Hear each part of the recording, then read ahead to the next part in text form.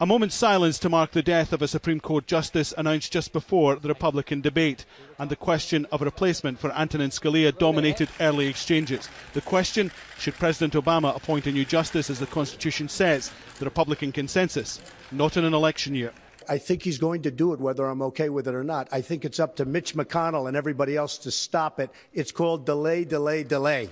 I think that we ought to let the next president of the United States decide who is going to run that Supreme Court with a vote by the people of the United States of America. Ted Cruz highlighted the political significance of the Supreme Court, which decides on important constitutional questions. The Senate needs to stand strong and say, we're not going to give up the U.S. Supreme Court for a generation by allowing Barack Obama to make one more liberal appointee. There was a bitter exchange on the role the last Republican president played in the war in Iraq. Jeb Bush was happy to defend his brother from an aggressive Donald Trump, who said he'd lied. Jeb is so wrong. Jeb is absolutely so.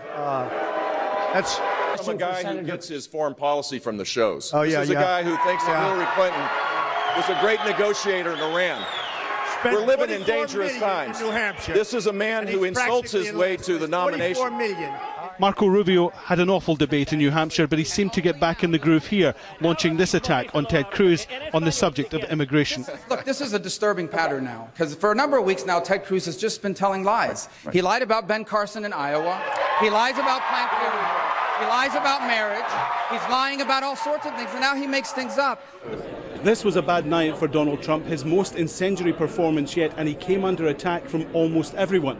But the reality is, here in South Carolina, he still leads the polls by more than 20 points.